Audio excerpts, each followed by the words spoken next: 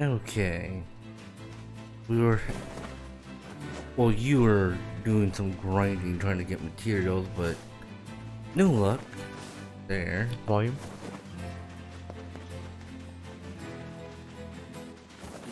Okay. And I guess we're headed to the forest. Yeah. The forest of fog.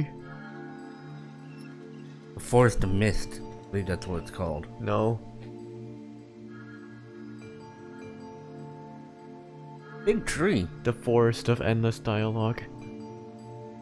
Endless It words. sure is quiet here. Such silence bodes ill. There's trouble on the way, I'm certain. A future shopping mall. You know, a little optimism now and then wouldn't hurt, Vice. Such cheek. What do you mean, future shopping mall? The big tree over there. Uh-huh. It's the center of a shopping mall in NieR Automata. Really? Beware Or, yeah. words. Yes. Words? What do you mean? Contagious words. Those who dream. Those who dream? Hold a moment. There is a strange new sensation in my mind. Vice's voice rose in a quizzical way.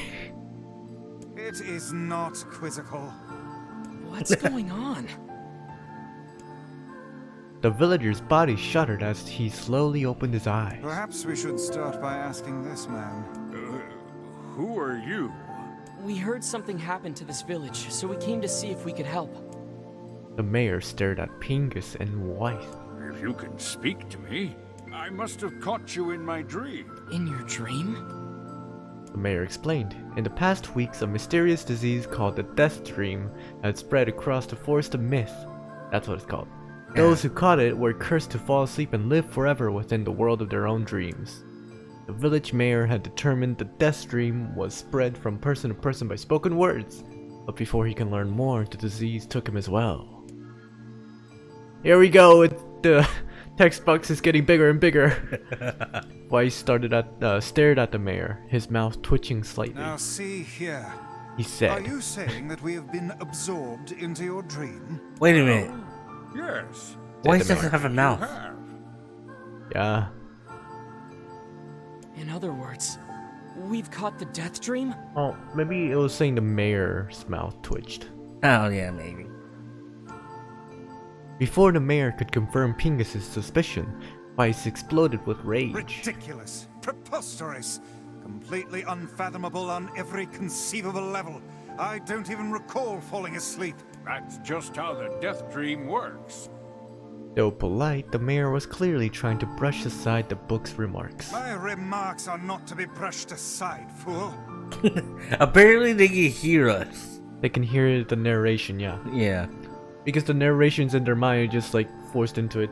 They themselves are forced into like a book. Yeah.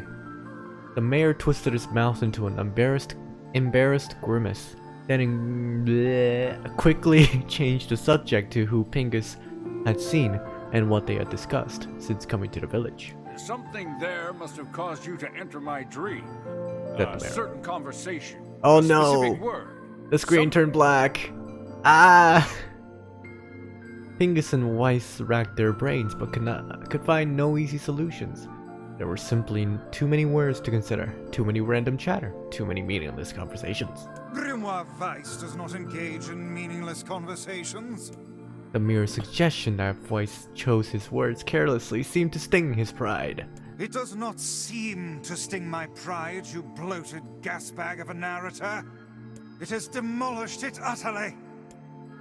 Irritated, Weiss looked skyward, as if searching for answers in the heavens. I was doing no such thing. Just leave me alone already.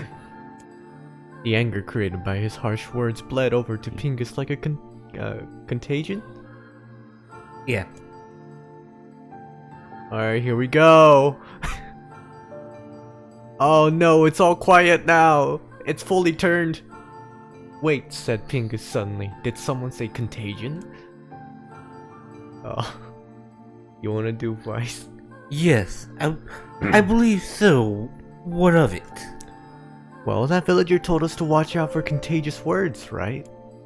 The mayor leaned forward with renewed interest, pushing a startled Weiss aside in the process. He must have said something, right? Asked the mayor. Some specific combination of words.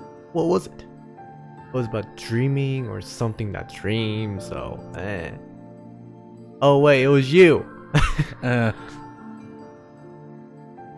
A sheep? Yeah, cried Weiss suddenly, blurting out the first thing that popped into his head. The others stared at him for a moment before slowly shaking their heads. After a few more minutes of thought, Pingus's face suddenly lit up. I remember, he said. Those who dream. That's what he said, I'm sure of it. At this, the mayor produced a thick sheaf of papers from his pocket. He flipped through them a few times before finally nodding his approval at Pingus. That sounds right, he said, as a stray sheet of paper fluttered to the ground. My notes also mention something about that. I bet it was the last thing you heard before you fell asleep. The mayor shook his head, his worn pencil stub tracing lines across a lone piece of paper. What do you think of this? It's become a text game now. Yes. For the last month, I've done nothing but study the disease we call the death dream, he said. I mean, I'm the mayor, right? It's my job to protect people from whatever comes along, but I never expected a couple of outsiders to start entering people's dreams. The mayor paused, a grimace crossing his face. I should probably be taking notes or something. Weiss immediately fired back. I applaud the force of will it takes to research a disease in your dreams, he said. But perhaps we should bet your efforts to escaping this place instead of trying to understand it. The mayor's hand tightened around his pencil, snapping off the tip. I've tried to escape. From the very first moment I realized I was locked inside my own dream. I've been looking for a way out, but I don't think it exists. I mean, this is my dream, right? If there was an exit, I'd know about it. He paused for a moment, his unfocused eyes staring at nothing. My village was beautiful, he said to no one in particular, but it was filled with the most wonderful people. Did I say but? I don't know. And it was filled with the most wonderful people you could ever hope to meet. But once this disease took hold, things changed. It's like someone took a sponge and soaked all the color out of your lives. Our lives. SpongeBob, everybody's lives. I just want us to be whole again. I want us to be free. And I won't stop trying until it happens. Pingus nodded in agreement. Huh? Wait a second. I didn't nod. Look, if we can be of any help, said Pingus, just ask. Now hold on. I did not just say that. Silence! Cried Weiss. The grimoire looked from Pingus to the mayor and back again, his face filling with confidence. You. Grimoire Weiss's face is always confident. Thank you very much. Now see here, Mayor. You told us that nothing can exist in a dream without our knowing of it. Your knowing of it. Your knowing of it. But yet you seem surprised to see us when we first arrived, yes? The mayor slowly raised his head, the realization dawning on his face. Oh my god, he said. You're right. I had no idea you were coming. The human imagination is a limitless engine. That's you. Said it. The human imagination is a limitless engine, said Weiss. And dreams are fuel. If you can't imagine an exit, then it may be so. Must be so. With your permission, we shall search it out. Thank you, said the mayor. I don't know how I can repay you. I think this might be Pingus. No, it's you. Payment is not required. We are as eager as you to be done with this place. The mayor suddenly felt as if he could breathe again. He'd almost forgotten what it was like. Good luck, you two, he called out the departing forms of Pingus and Weiss. They're all counting on you. We're all counting on you.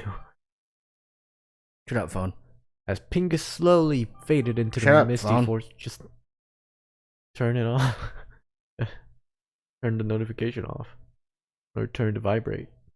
Or silent. As Pingus slowly faded into the misty forest, the mayor was struck by a sense of deja vu. I saw this man once before, he thought, but where?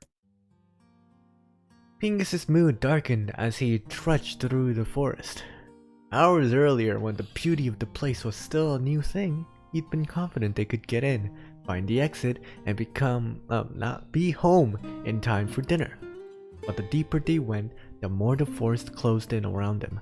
The mist made it difficult to see more than a foot in any direction. A moss-covered rocks seemed determined to twist his ankle. More than once he'd been forced to steady himself on the rough bark of a tree, and his hands now left small trails of blood on everything he touched. What? Additionally, Weiss was proving to be a spectacularly poor traveling companion. Unhindered by either terrain or physical effort, he spent most of his time urging Pingus to pick up the pace and grumbling about their slow progress. Finally, after Weiss muttered something about legless turtles being more adept at navigating the environment, Pingus snapped. Okay, Weiss, cram it for a second, would you? You don't have to walk. Pingus leaned against a tree and tried to stretch the knots from his back. How can this stupid forest be so big? He muttered to himself. The moment the words tumbled from his mouth, a cacophony of insects sprang to life. Every imaginable form of buzz, click, and hiss roared out at a volume that rattles his teeth. That didn't sound like what something Pingus would say, though. Pingus slapped his hands over his ears and screamed to be heard. Weiss, what's going on? Pingus could see Weiss's mouth moving. He has a mouth. He has a mouth? He has a mouth. But he might as well have been shouting into a tornado. Shouting in a tornado. The insect screamed. The forest howled. And then, just as Pingus's ears seemed ready to tear from his head and go running for cover, the sound diminished. Hesitantly, he removed the hand from his left ear and listened to the creatures of the woods. Zree, zree, zree, zree. Oh my god, it's Shaq O'Neal. Chick chick chick chick chick chick chick chick. Woo woo wooma. Woo woo wooma. Awooga. Awooga. Chick chick seek. Yep. As the insect symphony dimmed another decibel, Pingus began to detect patterns in the sound. This isn't random, he thought. It's not just white noise. It's something else. The insects weren't just calling out, they were asking a question.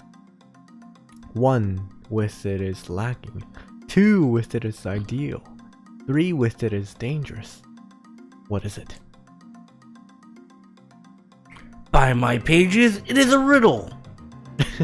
Is this a riddle? I guess so. I mean, it feels sort of forced, but maybe it's the key to getting out of this place. Then I leave it to you to answer. 1 with it is lacking, 2 with it is ideal, 3 with it is dangerous. What is it? A secret? A seesaw? I mean, 1 it. 1 secret? Would it be lacking?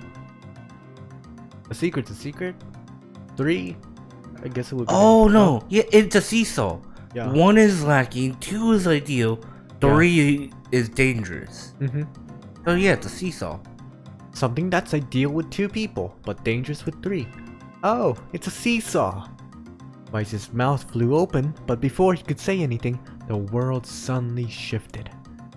Reen reen wah! Reen reen wah! Shik Shik key, key. When Pingus came to, he was once again surrounded by the sounds of insects. The cries of the insects were creating words he had heard somewhere before. 1 with it is lacking, 2 with it is ideal, 3 with it is dangerous. What is it? Oh no! By my pages, is it a real? Oh, got it. Oh god, it repeated because we got it wrong. It's a secret. Inwardly furious that Weiss left the task to him, Pingus sighed and gave the only answer that made sense. It's a secret. Right? Sound of the insect stopped as suddenly as it began. How is it a secret? The forest undergrowth parted before Pingus like a rippling wave, opening a new path. These forest arthropods, that's you. Oh, these forest arthropods are making a road for us, Said Weiss with glee. Pleased at passing the test, Pingus moved on with new intensity. The path offered his body relief from the undergrowth, but gave even greater cheer to his mind. As long as they were on a path, their journey had a purpose. I guess the forest has accepted us, huh? Said Pingus after a bit. Weiss spun around to face his companion. Do not mistake the will of this forest for some happy pet you can suddenly befriend. We have no idea where this path leads. As Weiss finished speaking, the pair turned a corner and found themselves facing a clear forest spring. Bah. Smiling, Pingus picked up a small rock and sent it skipping across the surface of the water. Good heavens, Said Weiss. His surprise was understandable. Each time the rock struck the surface of the water, a musical note rang out. When the rock finally stopped moving and sank to the bottom of the spring, the ripples it left behind came together to form words. I enter through the window, but break no glass. When night falls, I vanish. It's light. Absurdly easy, Barked barked Weiss. Now answer it. Pingus grit his teeth and tried not to reach out and strangle his companion. Oh, he'd be able to strangle him if he had a neck. He's right after all, this one is pretty easy. I enter through the window but break no glass. When night falls I vanish. What am I? Sunlight! A plume of water suddenly burst from the spring. Sunlight filtered through the trees and reflected off the plume, creating a shimmering rainbow that spanned the entire horizon. In all my years, Said Weiss softly. I have never seen such a sight. Perhaps I have misunderstood the intentions of this place. Hey look! Cried Pingus, awaking Weiss from his daze. There's a house or something over there. Glancing in the direction of his friend's extended hand, Weiss saw a small cottage nestled among the trees. That's weird, isn't it, Weiss? I mean, who would build a house all the way out here? Pingus walked over and pounded on the door. After a minute of solid banging, the door cracked open and a small man peered out. Sorry, my mind just went dirty when you said that. Huh? After a minute of solid banging. Oh, okay. His body was cloaked from neck to toe in a large black cape, while his face was obscured by mist. Began Pingus, but before he could get any further, the cloaked man held a hand up and began speaking. I have 4 legs in the morning, 2 at noon, at the end of the night with 3. What am I? Human. Pingus tried to ask the cloaked man who he was and what he was doing there, but he simply repeated the question. You, If we wish to engage this man in conversation, said Weiss. it seems we must answer his riddle. Is it Weiss? I'm just gonna say Weiss, because that's how they pronounce it. That's how they pronounce it in the game, yeah. Yeah, I suppose, said Pingus. Well, at least it's an easy one. I have 4 legs in the morning and 2 at noon, but at the end of the night with 3. Man. What's the... Why is it a man again? The whole day thing is a metaphor for life. You start, when you're born, you start crawling on all 4s. Oh. When you Noon is middle, when you start walking on two legs. Night is at the end of your years when you're walking with a cane, which gives you a third leg. The mist dissolved from the cloaked figure as he spoke a single word. Correct. With that, the man flung his garment aside, revealing his true identity. "You're the mayor!" cried Pingus. The small man slowly shook his head. "I'm not the mayor you know. Now listen to my words. Long ago I saw a version of you that was not yourself." "Sorry? What does that mean?" "It will make sense in time. Present, I simply congratulate you on cracking the seal of the Death Stream. Now you must go to the person at the forest entrance." With that, the man turned on his heel and slammed the door behind him. As Pingus watched, mist seeped up from the ground and enveloped the cottage, erasing it from existence. When Pingus and Vice returned to the forest entrance, they found the mayor leaning against a tree. As soon as he caught sight of the duo, he sprang to his feet and scrambled over to them. "Good gravy!" he cried. "You made it! You actually made it back!" His left hand grasped Pingus's and pumped it so fiercely it threatened to dislodge from the socket, while his right seized Vice by the corner and swung him through the air. When you said good gravy, all I thought was Back to the Future. Oh. It's because the doc says good gravy. Oh. Gah, that's you! I think he says good gravy. Vice. Oh. Gah! Mighty heavens, stop shaking me, fool. We have not even told you if we were successful or not. The mayor smiled broadly and shook his head. "I'm just happy you're alive. I didn't think I'd ever see you again." Pingus withdrew himself from the mayor's eager handshake with a slight smile. "We broke the Deathstream seal," he said. At least I think we did." The mayor's face beamed as Pingus filled him in on the details. When the tale was done, the three of them laid down on the forest ground and fell asleep. Pingus cocked his head. "Okay, hang on a second. This is crazy. Why would we... bleh, bleh. Why would we ever just lay down and go to sleep?" Cease your endless prattle and go to sleep, fool. Fighting against the rules of this blazed Futility. futility itself. Like futile. Yeah, I know. Pingus and the mayor obediently reclined atop the grassy earth. You're saying something? For some reason, I couldn't read it properly. Well, have you forgotten? Continued Vice. It is words that control Death Dream. Words that allow us to move from place to place.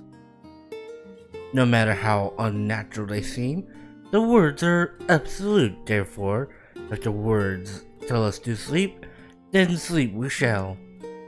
And once we do, the story will continue. With that, the trio found their eyes growing heavy, their breath slowing. "This is the first time," said the mayor. Began the mayor. "The first time I've felt tired since I was imprisoned here." His words were cut off by a loud, long yawn, and he remembered nothing more. Just like that. They might have slept for an hour or a year. When they awoke, things had slightly more real quality to them. The mist felt thicker, the leaves greener. It was clear that I accidentally pressed the X button. Pingus shook the mayor's shoulder gently. "Good news," he said. "I think we made it." That was Pingus saying that, by the way. Good Now it's the mayor. news, he said. "I think we made it." Oh wow, said the mayor in an odd voice. "We did. I'm back." He blinked once and then again, as if not quite believing the sight before him. "You two have no idea how much this means. The Death Stream was spreading through our village and I wanted to... Well, I thought I could figure out how to stop it, but I guess that wasn't the case. I must have caught the disease and become trapped in my own dream." The mayor started to stand, then collapsed back to the earth. He stared at his legs as if trying to remember how they worked, then glanced at Pingus and shrugged. Muscle atrophy. Without a word, the young man reached down and pulled the mayor to his feet. Real life may take some getting used to, said Real life may take some getting used to, said the mayor as a wry smile crossed his lips. But you shall relearn in short order, I am sure, said Vice. For now, you should return to your home and rest. No, said the mayor, swaying on unsteady feet. No, I can't. Some of the villagers are still trapped in the death stream. I have to save them. The mayor slowly made his way to the divine tree in the center of the village, and bowed his head and prayed silently. This is a holy tree, he explained when the prayer was finished. It's the guardian of our village's history and memories. No, you got it right. That's you. Oh, superstition will only make our mission harder, muttered Vice. We should not put our faith in the gods. The mayor shook his head. Not the gods, the words. Legend says that our tree is home to powerful magic known as a sealed verse. Pingus and Vice could not contain their surprise. It seemed the goal had been found in the most unexpected of places. I say, muttered Vice. This is certainly a stroke of luck. As the three of them said their goodbyes, Pingus mentioned the strange man who had given them the third riddle and the mysterious words he had left them with. I once saw a version of you that was not yourself, muttered the mayor. What in the world does that mean? Lost in thought, he stared into space for a long moment. You know, he said softly, this is going to sound odd, but I had a feeling I'd seen you before too. Pingus tried to keep a straight face and failed, but the mayor didn't seem to notice. Deja vu, right? Anyway, I figured it's just some kind of illusion created by the death stream. It probably doesn't mean anything. Pingus gave the mayor a nod and a smile, but inwardly his thoughts were racing. There's something wrong about the mayor and his words. And what exactly is going on here?